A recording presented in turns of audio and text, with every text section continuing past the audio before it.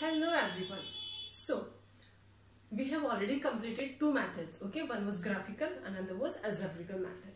अब उन दो मेथड्स के बाद में हमारे पास एक लास्ट मेथड बचता है which is only in CBSE board, it is not in Rajasthan board. Okay, तो ये जो मेथड आपका है इसमें आपको लिखा होगा, गिवन होगा क्वेश्चन में that you have to reduce the given equation into linear equations. ठीक है, तो आपको जो इक्वेशंस है इनको रिड्यूस करना है किसमें, लीनियर इक्वेशंस में. ठीक है, तो देखो कैसे करोगे इसको. अब जो पहले क्वेश्चंस थे जैसे मैंने आपको बताया था कि अगर आपको अपॉन में कोई न्यूमेरिक वैल्यू आ रही है 2, 6, 4 जो भी आ रही है, तो आप उसका एलसीएम लेके उससे आप मल्टीप्लाई कर देते थे तो कट होके आपका वो वहां से रिमूव हो जाता.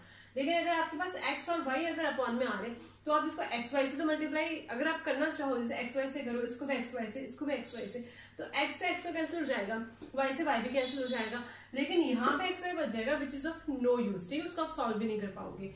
तो इस मैटर को कैसे करते ध्यान से देखना.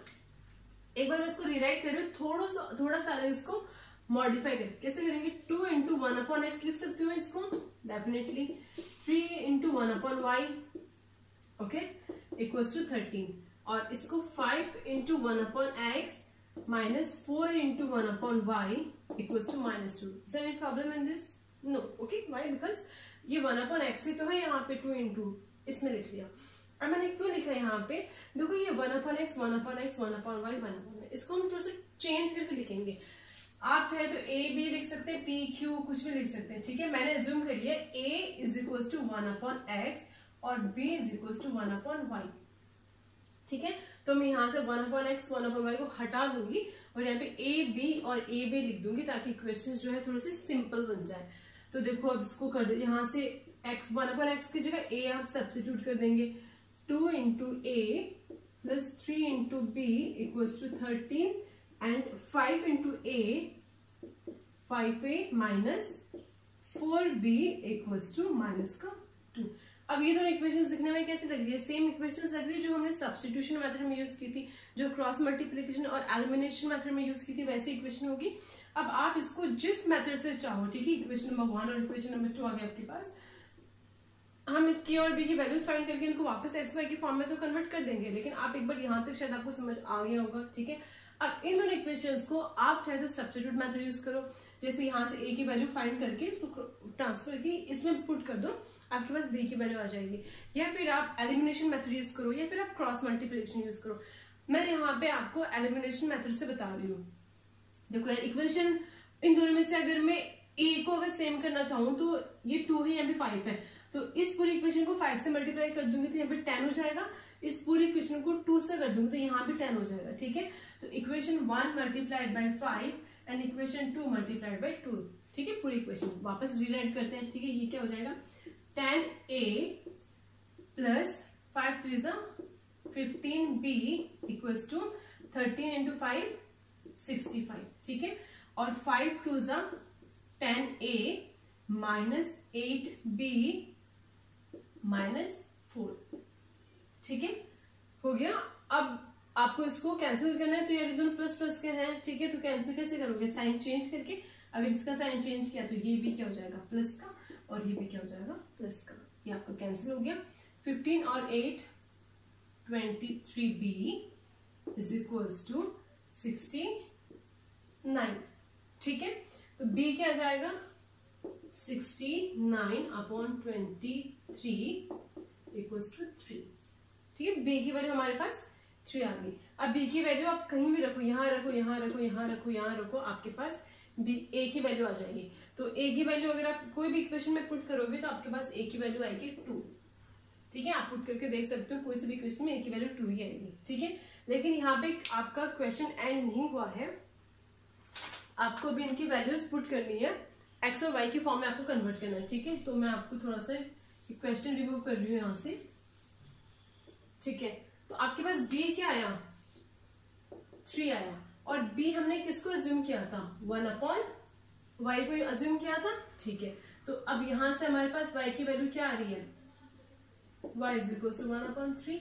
ये मल्टीप्लाई होकर 3 आ जाएगा. y की वैल्यू हमारे पास आ गई, जो चाहिए थी x की चाहिए, तो a की वैल्यू क्या है हमारे पास 2, और हमने a किसको अज्यूम किया था, 1 अपॉन एक्स को. इन दोनों से हमारे पास x की वैल्यू क्या आई 1/2। ठीक है, ये तो x और ये y की वैल्यू से। तो ये आपका मेथड जो सिर्फ सीबीएसई बोर्ड में है।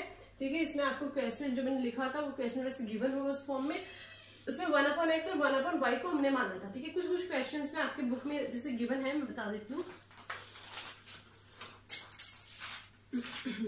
जैसे कुछ क्वेश्चन है जिनमें 1/x-1 और y-2 है। ठीक है, क्वेश्चन नंबर आपका 3.6 एक्सरसाइज का फर्स्ट एक बार देख लो आप। ठीक है, इसमें भी 1/2x या 1/2y है। ठीक है, तो आप इसको कैसे कर सकते हो, 1/x और 1/y को आप p क्यू अज्यूम कर सकते हो। ठीक है, एक बार मैं करके बता देती हूँ थोड़ा सा।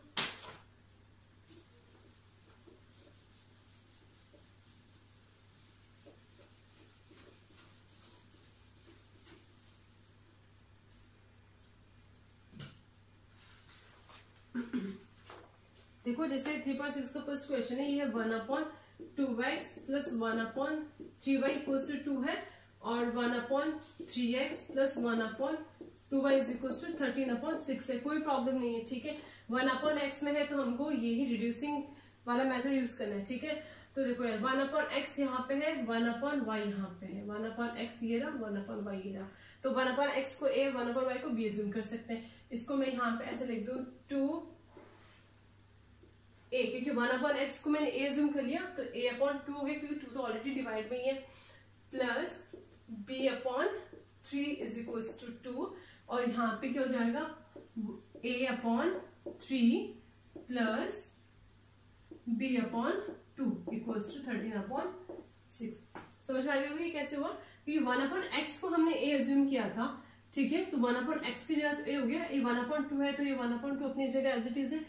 ठीक है, अभी भी ये फॉर्म कन्वर्ट नहीं हुई है। ठीक है, अभी भी अपॉन में 2 और 3 है, तो अपॉन में अगर डिजिट है तो हम उसका एलसीएम लेके मल्टीप्लाई करके we can find it out. 2 3 LCM कितना जाएगा 6, इसको 6 से मल्टीप्लाई किया, इसको 6 से किया, इसको भी 6 से किया, 2 3 एलसीएम 6, इसको भी 6 से करो, 6 से मल्टीप्लाई और 6 से मल्टीप्लाई। फर्स्ट इक्वेशन क्या हो जाएगी 2 3 6, 3a, 3 2 6, 2b और 12, और ये इक्वेशन 2a, 3b और 13। अब इसको एलिमिनेशन मेथड से कर दो, सब्स्टिट्यूशन से कर दो। यहाँ पे 3 है, यहाँ पे 2 है, इस इक्वेशन को अगर मैं 2 से कर दूं तो 6 से हो जाएगा, और इसको 3 से कर दूं तो ये भी 6 से हो जाएगा। पूरी इक्वेशन को अंदर मल्टीप्लाई करके आप इसको सॉल्व कर सकते हो। ठीक है, इसमें और भी जैसे सेकंड क्वेश्चन 1/√x है, तो 1/√x को आप a मान सकते हो। ठीक है, क्वेश्चन नंबर इसमें 4th है, जिसमें 5/x-1 है। ठीक है, और 1/y-2 है, तो 1/x-1 जो आपकी टर्म है, जैसे 5/x-1 है और प्लस 1/y-2 है इक्वल्स टू 2, और same 6/x-1 minus 3/y-2 equals to 1 है। तो यार ये पूरा टर्म क्या हो जाएगा a, और ये पूरा टर्म b, तो a क्या हो जाएगा, यहां से आप इसको लिखो तो a is equals to 1/x-1। तो 5a, 1b, 6a, 3b, तो वापस ab की फॉर्म में इस तरह से आ जाएगा, सॉल्व कर सकते हो।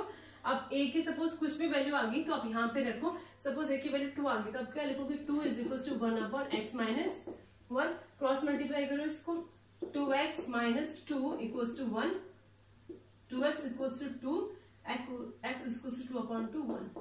ठीक है, ये तो आप सॉल्व कर भी सकते हो यहाँ से x की वैल्यू फाइंड करना। तो यार ये आपका ना लास्ट टाइप के क्वेश्चन थे। ठीक है, तीनों मेथड के अलावा, दोनों एल्जेब्रिक और उसके अलावा ये आपका थर्ड मेथड था। यहाँ पे सीबीएसई का सिलेबस खत्म हो जाता है इस चैप्टर का। ठीक है, इस चैप्टर का, और राजस्थान बोर्ड का सिर्फ एक टॉपिक बचता है which I am going to cover in next video. Okay, so I hope you understood this method. Just try some questions, and even still if you have doubt you can text me. Okay, bye, take care.